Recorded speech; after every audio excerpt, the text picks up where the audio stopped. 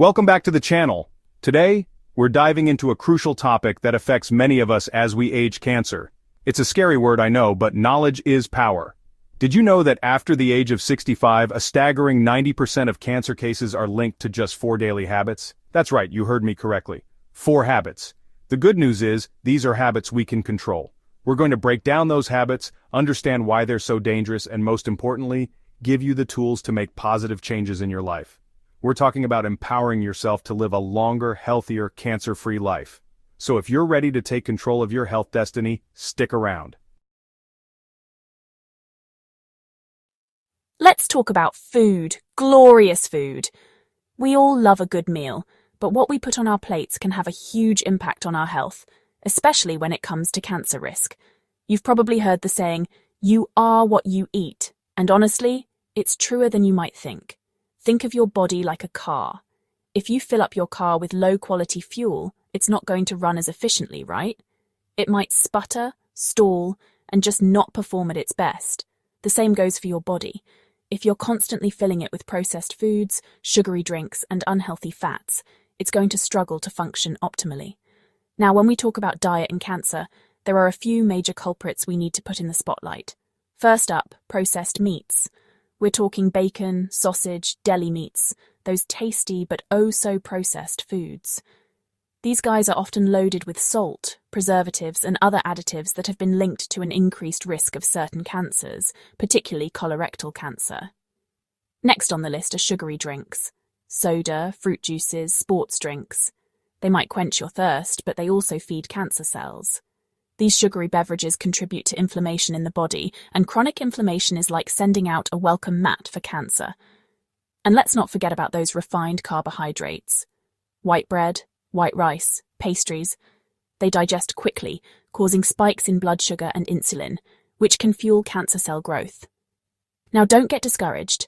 The good news is that by making simple swaps and incorporating more whole, nutrient-rich foods into your diet, you can significantly reduce your risk. Think colourful fruits and vegetables packed with antioxidants, lean proteins, and healthy fats. Imagine your plate as a rainbow.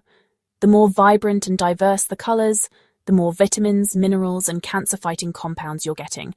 And don't forget about fibre. Fibre-rich foods like whole grains, beans, and lentils help keep things moving smoothly in your digestive system, reducing your risk of colon cancer. Remember, making small, sustainable changes to your diet can have a huge impact on your long-term health and well-being. It's not about deprivation. It's about nourishing your body with the good stuff so it can thrive. Alright, let's talk about smoking. We all know it's bad for us, but it's time to really understand the extent of the damage it does, especially when it comes to cancer risk. Smoking is like playing Russian roulette with your health. It's not a matter of if, but when it will catch up with you. Every puff of a cigarette is like inhaling a cocktail of over 7,000 chemicals, many of which are known carcinogens. These toxic substances wreak havoc on your cells, damaging DNA and increasing the likelihood of mutations that can lead to cancer. And it's not just lung cancer we're talking about here. Smoking significantly increases your risk of developing cancers of the mouth, throat, esophagus, stomach, pancreas, bladder, kidney, cervix, and even some types of leukemia. Think of your lungs like delicate sponges. Every time you inhale cigarette smoke, you're coating those sponges with tar and other harmful substances, making it harder for your lungs to absorb oxygen and do their job effectively. Over time, smoking causes chronic inflammation in the airways, leading to conditions like bronchitis and emphysema. It also damages the tiny hair-like structures in your lungs called cilia, which are responsible for clearing out mucus and debris. This damage makes you more susceptible to infections and further increases your risk of developing lung cancer. Now, I know quitting smoking is incredibly difficult. Nicotine is highly addictive, and breaking free from that addiction can be a long and challenging journey. But trust me, it's the single best thing you can do for your health. There are so many resources available to help you quit, from nicotine replacement therapy to support groups to counseling. Talk to your doctor about what options might be right for you. Remember, quitting smoking is a journey, not a destination. There will be bumps along the way, but every step you take towards a smoke-free life is a victory. Your body is incredibly resilient, and it will start to heal itself from the moment you quit. You'll breathe easier, have more energy, and significantly reduce your risk of developing cancer and other serious health problems. Chapter 3. Motion is Medicine: How Exercise Fights Cancer. We're always looking for that magic pill, that quick fix. But when it comes to cancer prevention, one of the most powerful tools is already at your disposal: physical activity. That's right, moving your body can actually help lower your risk of developing cancer. Now, I know what you might be thinking. Exercise? I can barely find time to brush my teeth in the morning. But hear me out. It doesn't have to be about grueling workouts or training for a marathon. It's about incorporating more movement into your daily routine, whatever that may look like for you. Think of exercise as a way to boost your body's natural defenses against cancer.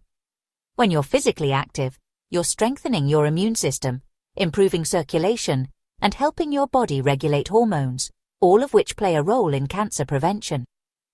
Studies have shown that regular physical activity can significantly reduce your risk of developing several types of cancer, including colon, breast, endometrial, and lung cancer. And it's not just about prevention. For those who have been diagnosed with cancer, exercise can improve treatment outcomes and enhance quality of life. So, how much exercise are we talking about? The American Cancer Society recommends adults aim for at least 150 minutes of moderate intensity exercise or 75 minutes of vigorous intensity exercise per week. And don't forget about strength training. Incorporating weights or resistance exercises at least twice a week is important for building muscle mass, which can help protect against cancer. Now let's talk about ways to make exercise more enjoyable and sustainable. Find activities you genuinely like doing, whether it's dancing, swimming, hiking, biking, or simply taking a brisk walk in your neighborhood. Make it social. Grab a friend or family member to join you for walks, bike rides, or fitness classes. And remember, every little bit counts. Even short bursts of activity throughout the day can add up to significant health benefits. Take the stairs instead of the elevator, park farther away from your destination, or walk around while you're on the phone. Making exercise a regular part of your routine is an investment in your health and well-being.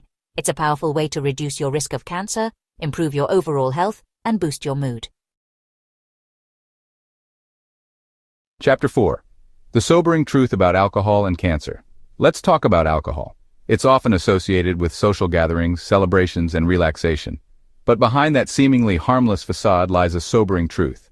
Alcohol consumption, especially in excess, is a major risk factor for cancer. Now, I'm not saying you can never enjoy a glass of wine with dinner or a beer with friends. It's all about moderation and understanding the risks involved. The more alcohol you consume, the greater your risk of developing certain types of cancer. Alcohol is metabolized in the body into a toxic substance called acetaldehyde.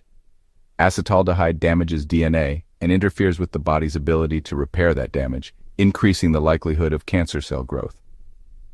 Excessive alcohol consumption has been linked to an increased risk of developing cancers of the mouth, throat, esophagus, liver, breast, colon, and rectum. It can also weaken the immune system, making the body more vulnerable to cancer development and progression. So what exactly constitutes excessive alcohol consumption? According to the National Cancer Institute, men who have more than 2 alcoholic drinks per day and women who have more than 1 alcoholic drink per day are considered to be at increased risk. Now, I know it can be tempting to unwind with a drink or two after a long day, but there are healthier ways to manage stress and relax.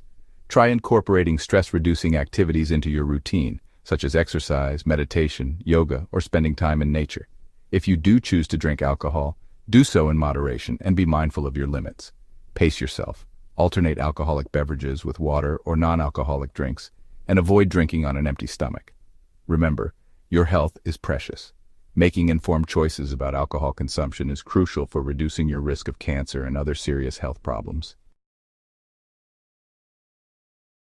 Thanks for watching. We've covered a lot of ground today, but the key takeaway is this: you have the power to make choices that significantly reduce your risk of cancer. It's never too late to adopt healthy habits and prioritize your well-being.